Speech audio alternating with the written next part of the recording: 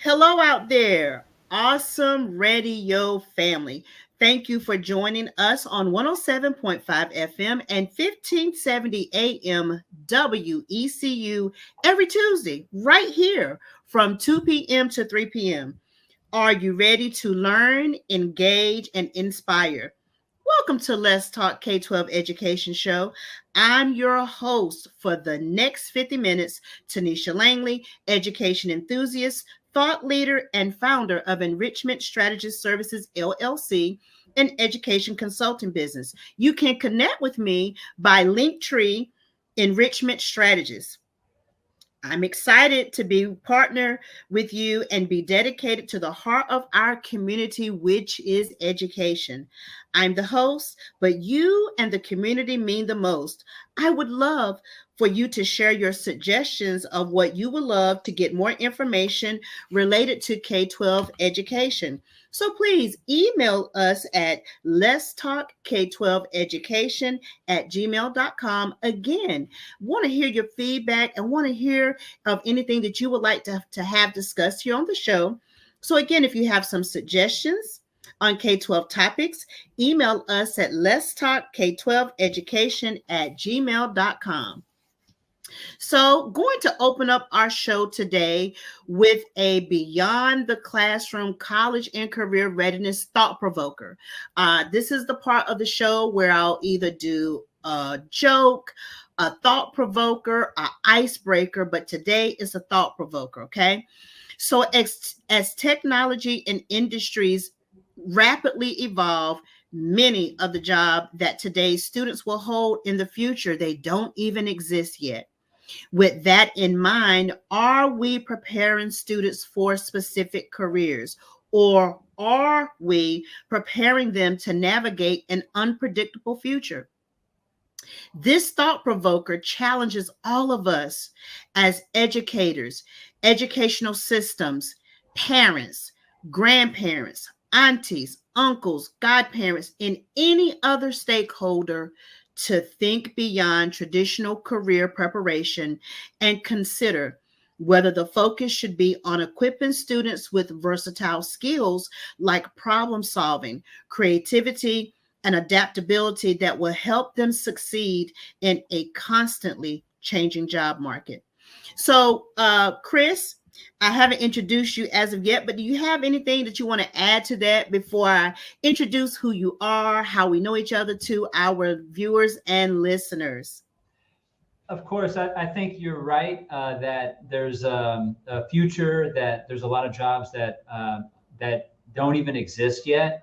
But the good news is that you can start preparing your students, and students can start preparing for these future jobs by just basically doing a few simple things. And I want to talk later about how to get students started with, in particular, what I like to focus on is robotics education and digital literacy. Okay, cool. So that is great because we haven't talked a lot about STEM up here, robotics, but you're actually going to conclude our Beyond the Classroom College and Career Readiness series for this week. So on last week's show, we continued in the Beyond the Classroom College and Career Readiness series, and I provided tons of information regarding the topic.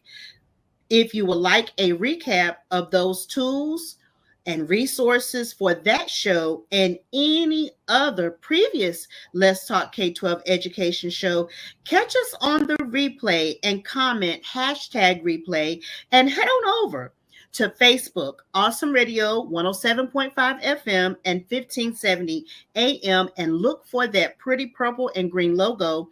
Or if you're on YouTube, go on over to YouTube.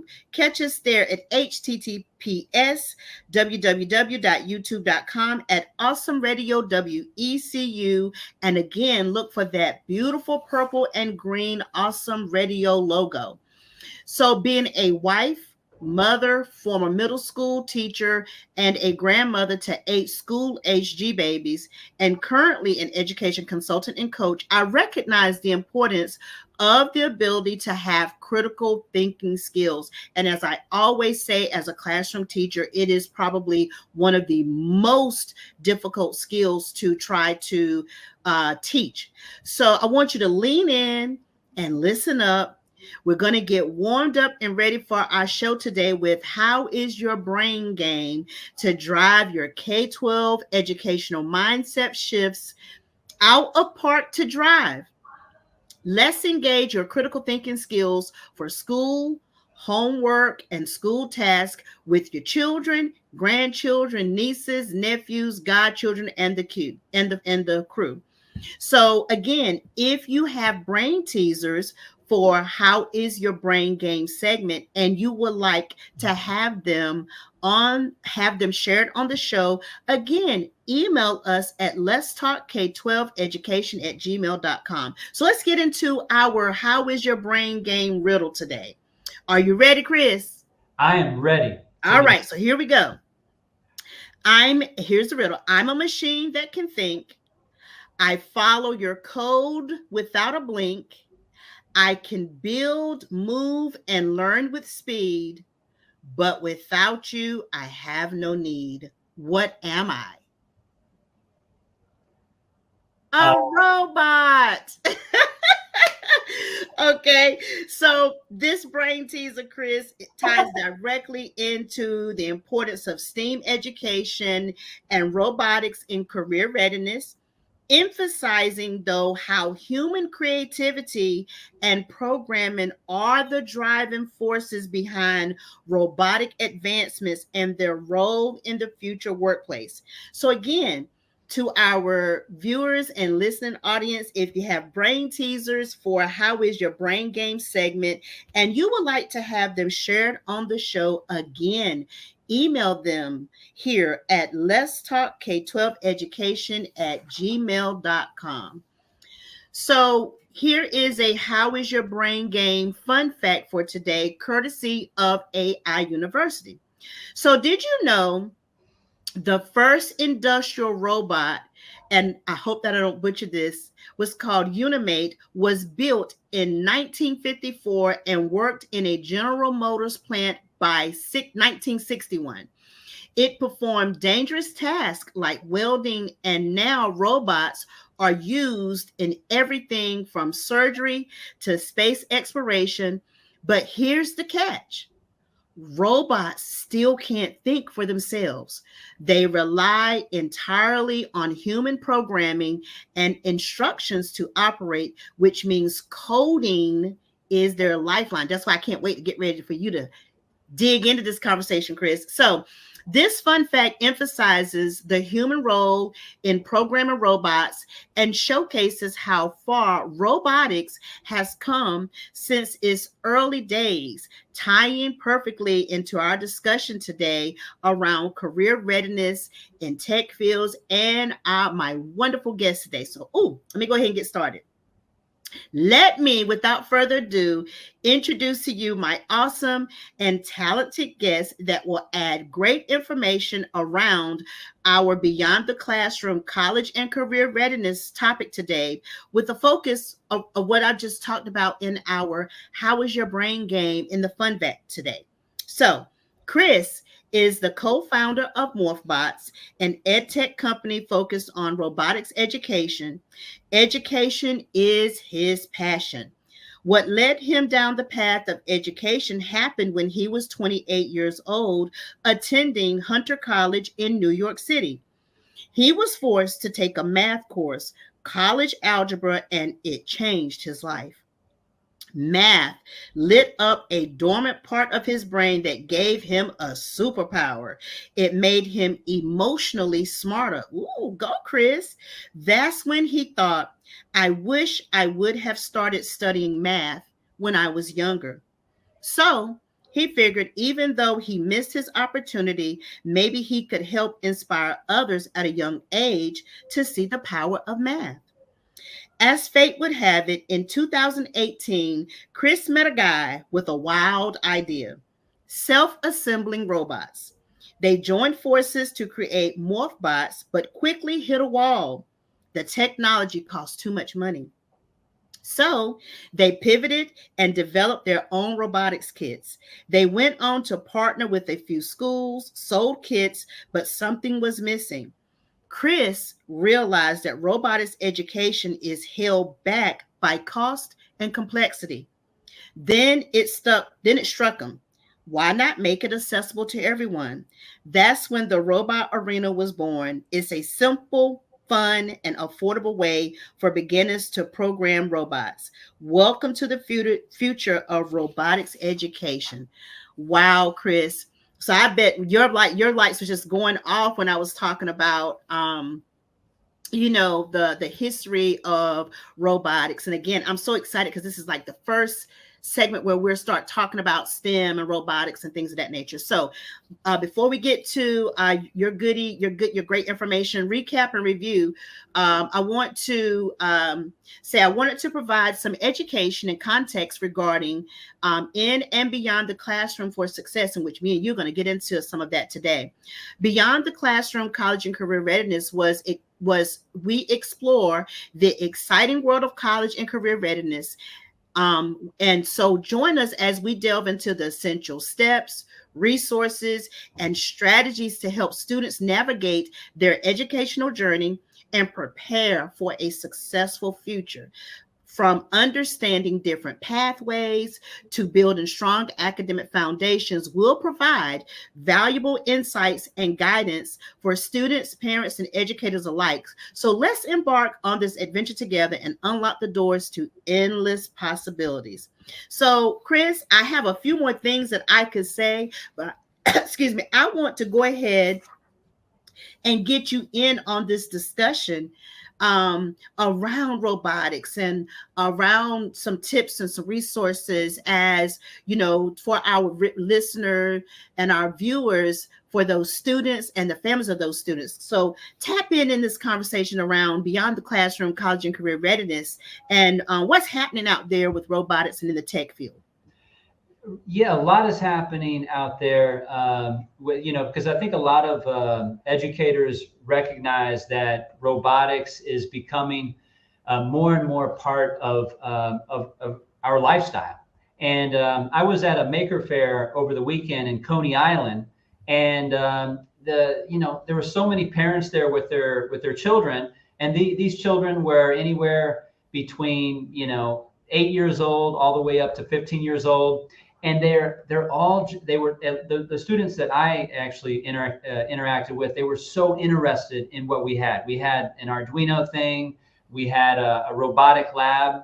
And what I noticed is when the students would go and attempt whatever the challenge was, the ones that actually that made the quickest progress were the ones that were communicating, that were asking me questions, and were they knew how to use that left side of their analytical part of their brain, but they also knew how to use that more, open, ask questions, collaborate. And, that's what I find robotics. A lot of people miss on the fact that robotics requires a lot of collaboration with other humans. Yes, a robot is a soulless machine, but collaborating, you have to collaborate with other people to make the whatever the robot do what it needs to do.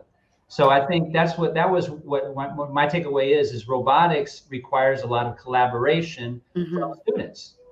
That is actually one of those 21st century, one of the 4 C's when we're talking about successful classroom. So thank you so very much for that. So would you say, before I get into some of the myths and the realities, before we get into our first break, would you say that the students that, and this is a myth too, from being a classroom teacher, would you say that some of the students that were asking questions were what some people refer to as the bookie type students, or were they all types of students that just was like, you know what, I don't understand, so let me ask the question?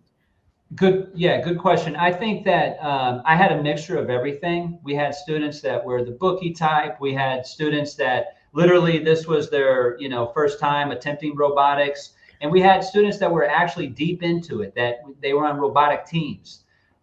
So it was a mixture. But one thing, the common thread was that the students that were, they were asking questions, they were, they weren't afraid to make a mistake, and they were, looking around, and then they knew how to focus, and they knew what the goal, they knew whatever they were able to abstract what the goal was. And we actually had a cash prize, and the incentive of winning cash was a big motivation. A lot of students wanted to do that. They wanted to win the cash. Yeah, I think there was a mixture, but basically the ones that are able to use both sides of their brain, they're able to go in and analyze, look at the data, use that kind of mathematical part of their brain, but then also, basically go back to the other side and communicate, get some information from someone that's an expert, and then apply that to what they're actually trying, or whatever their attempt, whatever their goal is, were the ones that were able to make the most progress. Some students, they just sat there, they wouldn't ask anything, and I had to go in and kind of like, ask them questions. So, I think that's important. What were some of those questions, Chris? I'm just curious.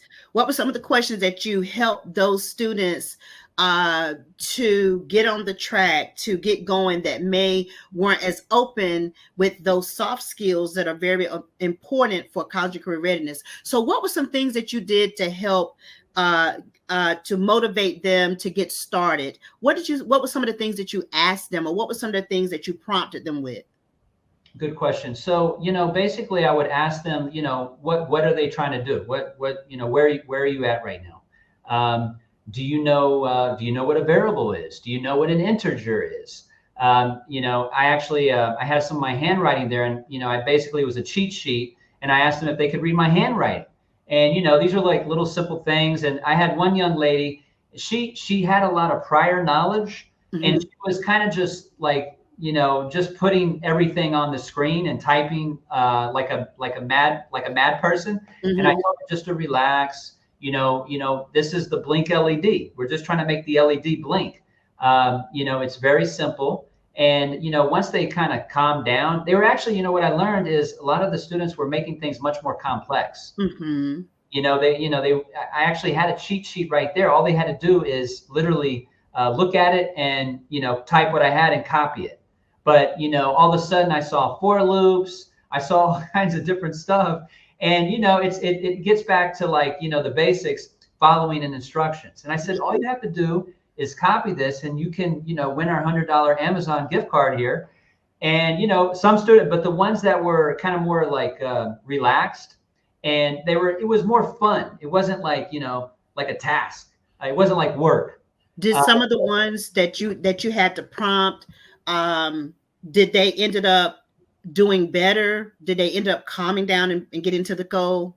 Yes, absolutely. Okay. Once, I felt like it was like kind of like an icebreaker. Once I kind of went in and, they heard my tone, and I was kind of like just trying to have fun. They kind of, let their guard down. And, sure enough, they started comprehending the material more, because it was very chaotic there. It was very busy. There was a lot of people there. And we also had another challenge, and it was much more technical. And, I would go in there and I'd ask them, what are these numbers? Do you know what those numbers are? Mm-hmm. And once it took a little time because it's pretty abstract for a student that's seen this for the first time, but then again, I had some students, they picked it up right away. I didn't really have to say anything, and they probably have more of a talent for it, mm-hmm. or maybe they've been doing it for a longer time. Mm-hmm. But anyone can learn it. Mm-hmm. But it does take some commitment. And mm-hmm. I think the best way to learn something is you got to have fun. Okay. Well, Chris, thank you for that. So, we're going to take a quick break, but when we come back, we will dive deeper into how today's students and their families can be better prepared for life beyond the classroom. From college to career readiness, we'll explore what schools, parents, and communities can do to support their future success. Don't go anywhere. You're listening to the Let's Talk K-12 Education Show on Awesome Radio, WECU 107.5 and 1570 AM, where we make education everyone's business. We'll be right back after this short message. See you back.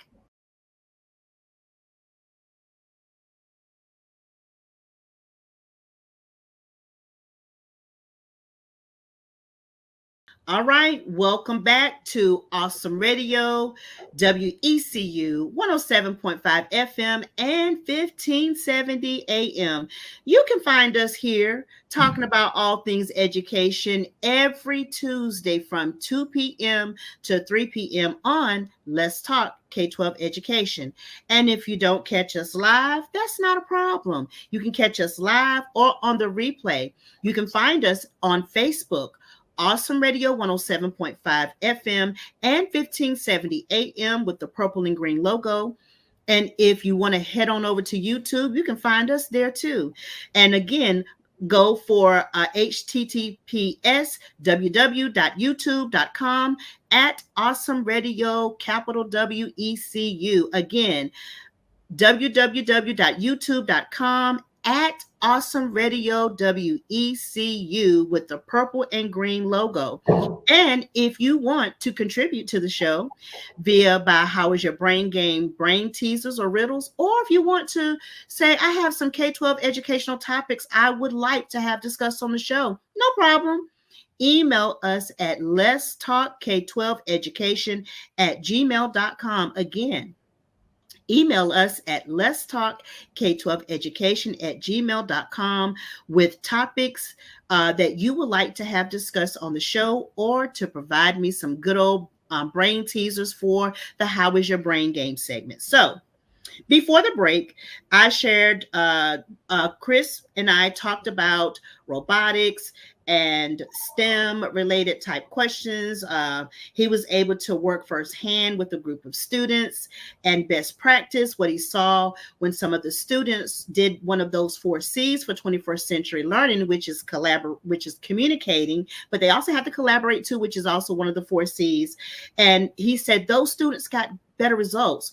And he also talked a little bit about what he saw with students that didn't ask the questions and what he had to do to help walk them through. But um, before we continue with Chris's segment on how he wants to discuss those things, let's talk about a few myths. So, according to AI University, here are a few myths around college and career readiness regarding robotics, along with realities and clarifications. Myth number one: robots will completely replace humans in the workplace. Reality is, while robots are increasingly used to automate repetitive and dangerous tasks, they are not designed to replace all human jobs. Instead, robots often complement human work by taking over routine tasks, allowing humans to focus on more complex, creative, and decision making roles. Robotics also creates new job opportunities in fields like engineering, programming, and maintenance. Also, another myth is robots can think like humans. The reality actually is robots don't think like humans. They follow pre-programmed instructions and make decisions based on algorithms and data, but they do not have consciousness or independent thought. Artificial intelligence, or what we refer to now as AI, can help robots learn from data, but they still rely, you got it, on humans' input for coding, direction, and creativity. Um, robotics is only for engineers and tech experts. And that was one of the questions I was alluding to you, Chris, in your discussion with the students. So the reality is robotics isn't just for engineers. With today's accessible robotic kits, programs, and coding platforms, students of all ages and skill levels can learn to build and program robots. Robotics education is becoming a key part of STEM learning, helping students develop critical thinking, problem solving, and teamwork skills, whether or not they become engineers. Chris, chime in, chime in around those myths. Sure. Yeah. Right. Well, robots. You hear that all the time. They're going to replace, jobs, and certainly robots will replace certain jobs more than other jobs. But actually, what robots are going to do, they're going to create a lot more jobs. They're going to create a lot more jobs because you're going to need people to repair, code, build these robots. And it's going to, overall, I think it's going to make human productivity skyrocket. Yeah. And I do see in the future, some people say 2050. I think it's probably going to be before that because the AI is advancing so fast. Is everyone's going to have a robot? You're going to have a robot nanny, and you'll be able to delegate a lot of activities that you don't necessarily like the laundry, for example. No one wants to do the laundry, but you have to do it. Guess what? That's where a robot comes in, and cleaning your dishes. But even robots that can emotionally connect with you, people are gonna buy into it. But I don't think I think some jobs definitely will go away, but more jobs will be created with robotics. Right. That is so awesome. So before we get ready to head into the break, Chris, me and you were talking earlier, and we were, hashing out some ideas around college and career readiness beyond the classroom, STEM related conversation, robotics education in the K-12 setting with students. And you brought up a really great example about robotics, but some of the challenges that we're facing, and actually providing a solution for that. Before we go to break, can you kind of talk about that a little bit?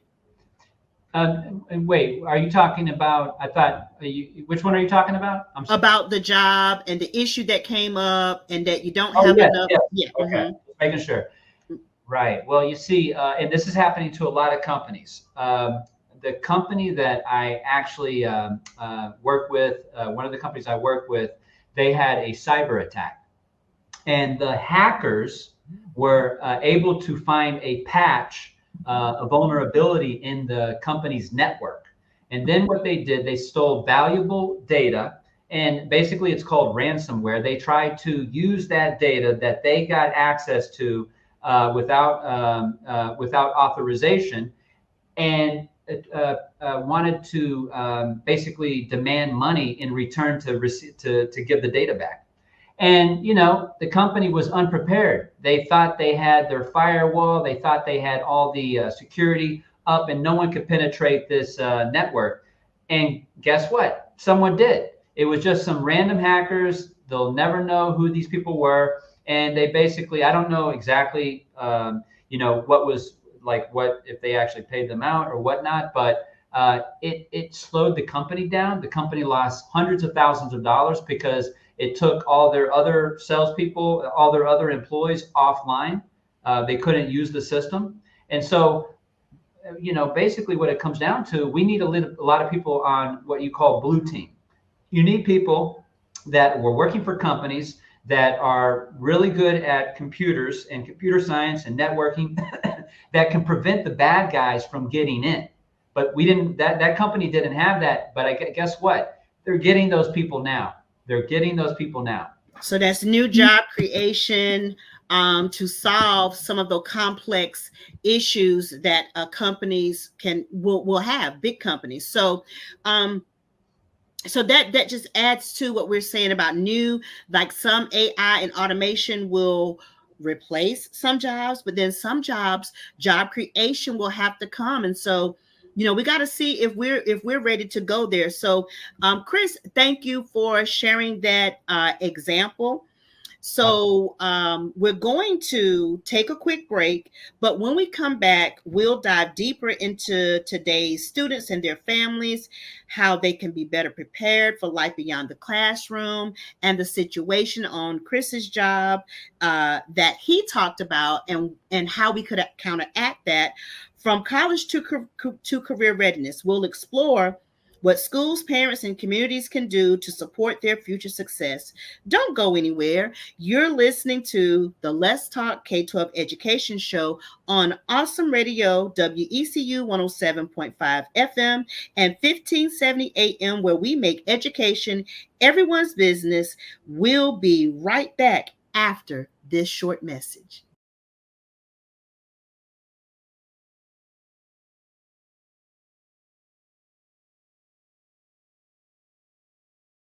Welcome back to Awesome Radio 107.5 FM and 1570 AM WECU, where we are promoting educational equity for the families in our listening and viewing community. I'm the host, but you and the community mean the most. Please email us your K-12 educational suggestions or topic ideas at let's talk K-12 education at gmail.com. So before the break, Chris and I got on some of the skills that were necessary as we're talking about STEM. We got into conversations of some of our listening audience are a little intimidated and possibly frustrated with AI and automation.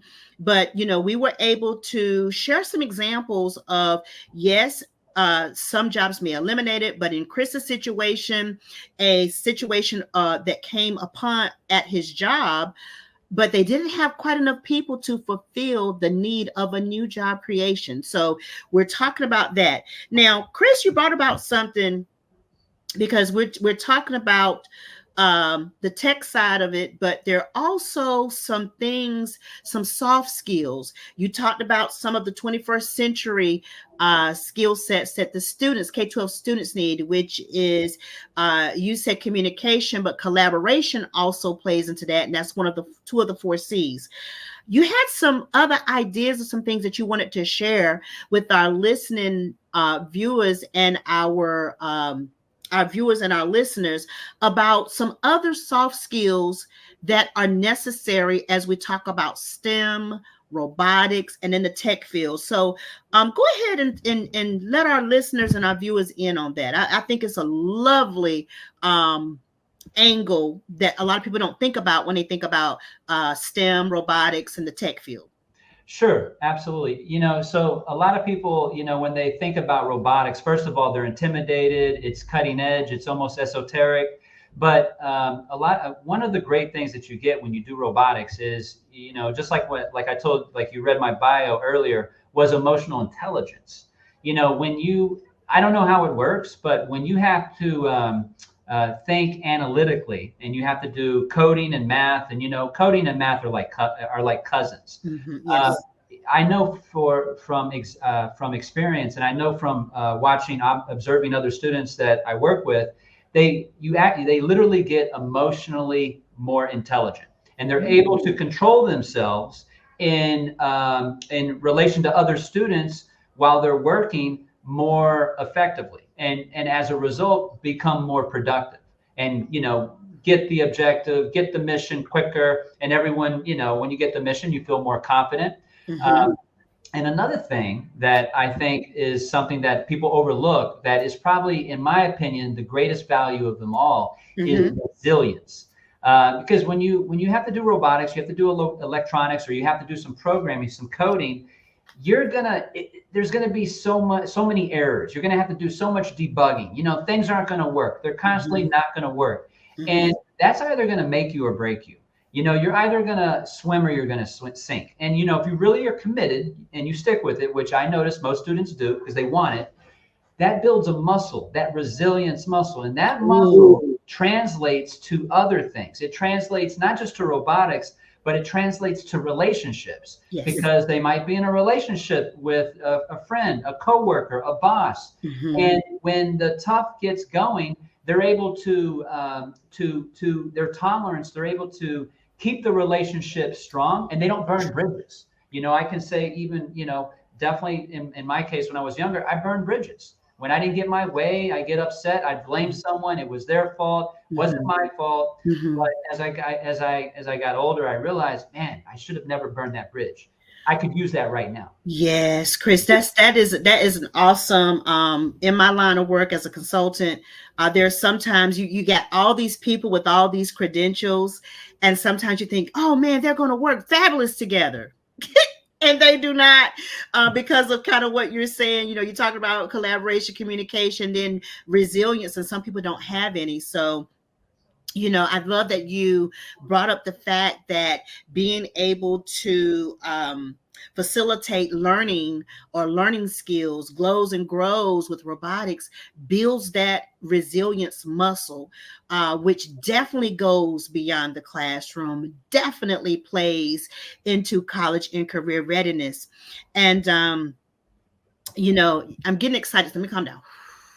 So let me just stick with, let me add to that. So, as a former public education teacher and now current education consultant, I like to provide case studies around robotics and coding and its positive impact on academic success for identified students with exceptional needs and those with negative behaviors for students and their families regarding college and career readiness. So again, from AI University and cited sources, I want to talk about this program called RoboKind, which is Robots for Autism program there in Dallas, Texas. And basically, RoboKind developed Milo, a humanoid robot to help students with autism develop social and emotional skills. Chris, you were just talking about that. So we're talking about resilience. Hmm. The Robots for Autism program is used in schools to help children with autism spectrum disorder, ASD, interact in ways that improve social and emotional learning. So, the key impact for that, and you just kind of spelled it out, is that Milo has been used to improve communication. You talked about that earlier, Chris, and behavioral skills in students with autism, increasing engagement from 70 to 80%. Teachers report that students are more responsive to Milo than traditional methods, as the robot provides a safe, non judgmental way to practice social interactions. So the connection is improving emotional intelligence. Chris, you're on fire. You're on fire. Let me give you a poetry snap. Let me give you a poetry snap, Chris, my friend.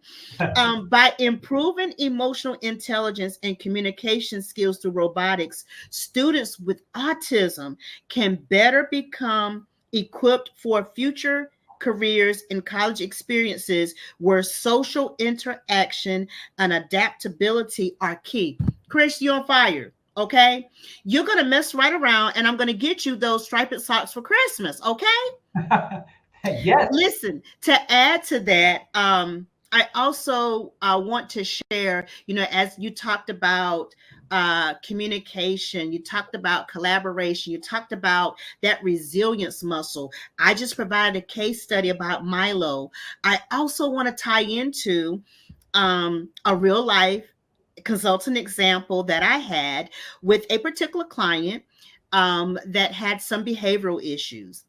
And so I never really got into how me and Chris met. That's probably for another show. But I reached out to my friend Chris. I said, listen, I'm gonna need your help on this one. I've got some young gentlemen with some behavioral issues, and I think robotics is going to be the key. So what happened is I ended up doing some behavioral interventions with this particular student during the summer, and I found out they had an interest in robotics. So I would meet with them, do these interventions for behavior that we worked on. But as a treat and positive reinforcement for good behavior, I would let them get on this particular coding program that Chris is familiar with.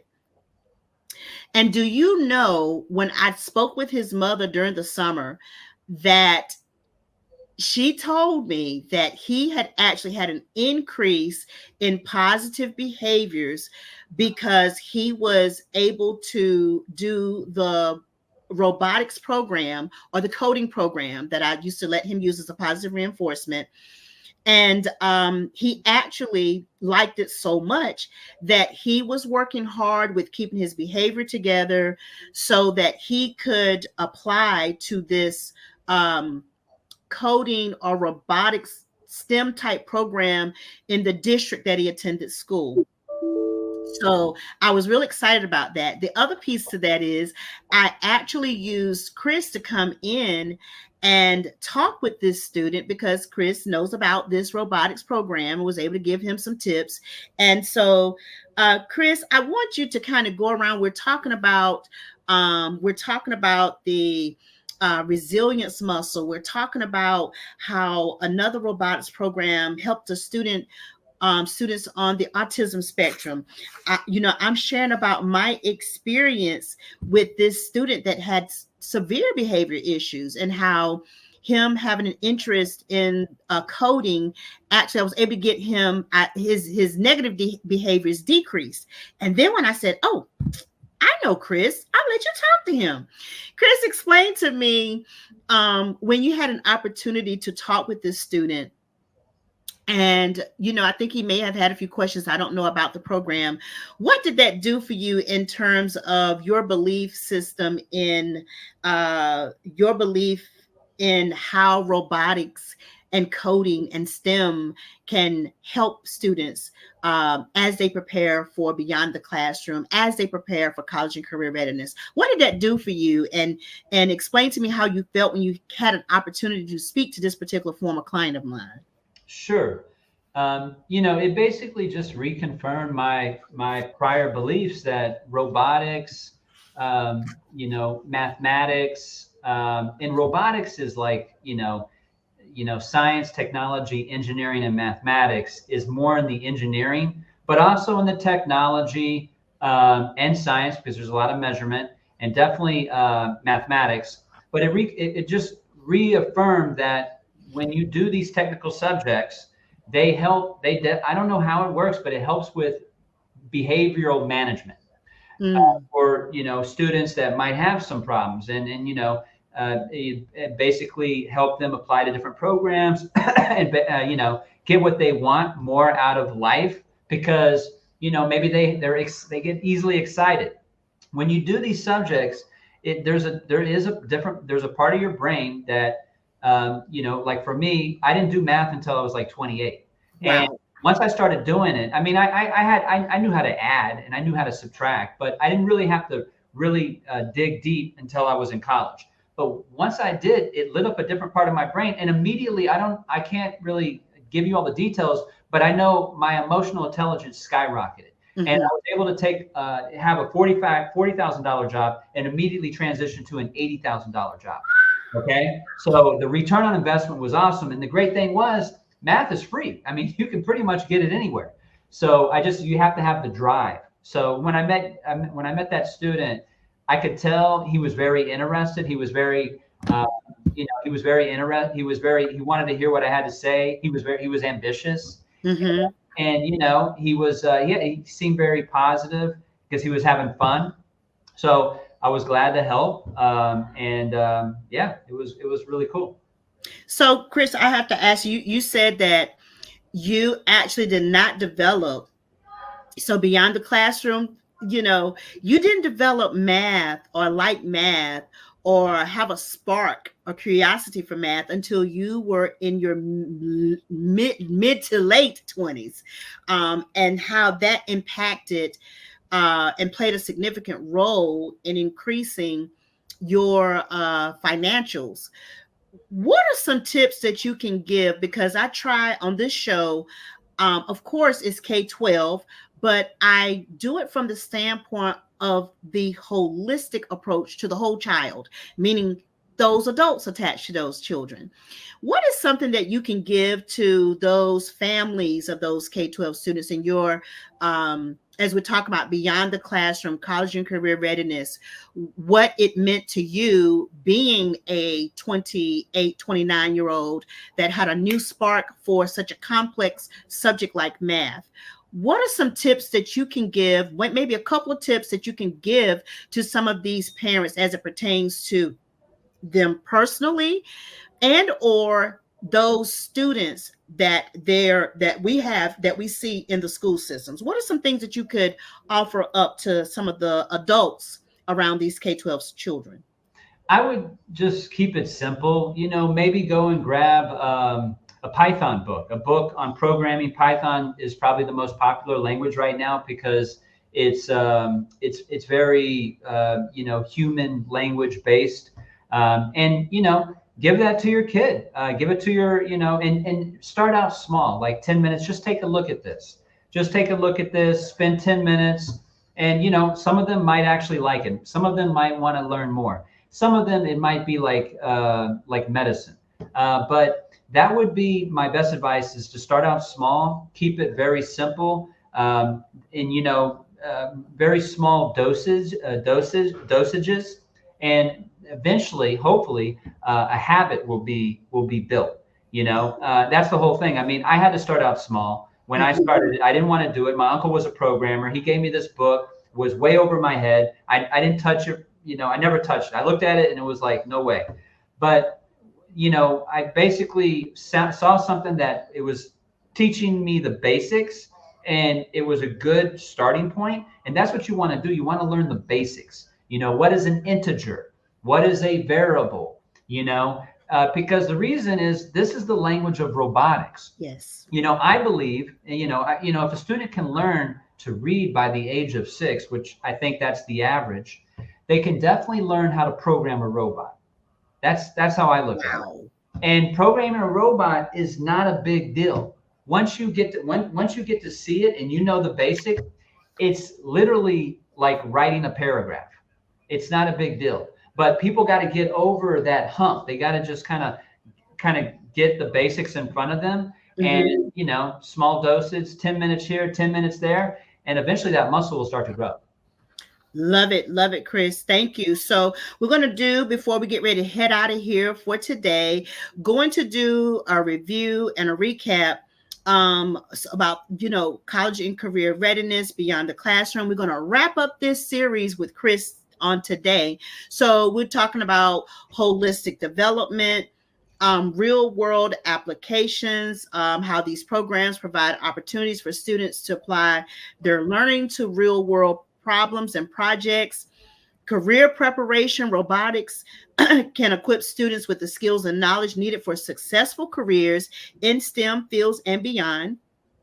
Increased confidence and self-esteem by overcoming challenges and achieving goals. Students can develop a sense of accomplishment and confidence in their abilities. Collaborative learning.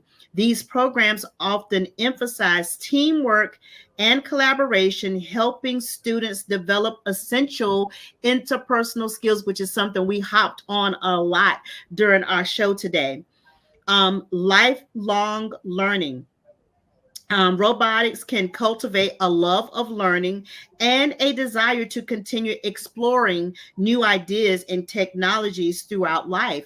As Chris it just shared with us, he was almost 30 years old. So for the students, all hope is not lost, and for parents, there's still room for you to grow. That's the beautiful thing. Personalized learning, both robotics can be tailored to individual student needs and interests, providing a more personalized and engaging learning experience. Global citizenship. These programs can help students develop a global perspective and understand the interconnectedness of the world. Entrepreneurial mindset. Robotics and Robotics can foster an entrepreneurial mindset by encouraging students to think creatively, take risks, and solve problems. Future proof skills. The skills through robotics are highly sought after in today's job market and are likely to remain relevant in the future. By participating in robotics, K 12 students can gain a significant advantage in preparing for college, careers, and a successful future. Want to, before we head out of here on today's show, want to provide a few resources that you can get access to robotics. I want to have you pay your head focus your attention on some articles and some blogs. So there is one called "The Benefits of Robotics for Students," and you can Google that. You should be able to find the information. And robotics and Avid, which I didn't talk much today, which is a winning combination. So, Chris, I want to thank you so much for joining me on the discussion of and sharing about STEM, coding, robotics, and helping me to wrap up the series in alignment with Beyond the Classroom, College and Career Readiness with the focus of the benefits of STEM and robotics. So, Chris, before we head out, how let the audience know how they can reach out and connect with you.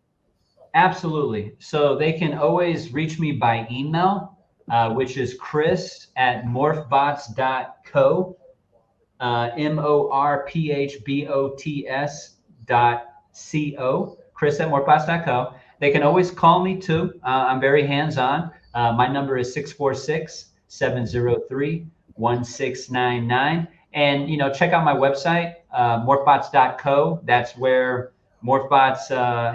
our robot arena is located. And, give me a call and I would love to talk. Thank you so much, Chris, for adding to this and wrapping up the Beyond the Classroom, College and Career Readiness as we took a look at STEM, coding, and robotics. So again, thank you guys. This is Tonitia Langley, your educational enthusiast, thought leader, and show host for Let's Talk K-12 Education every Tuesday, 2 to 3 p.m. Thank you for tuning in on Awesome Radio, WECU 107.5 FM and 1570 AM. See you next Tuesday from 2 to 3 o'clock. Thank you.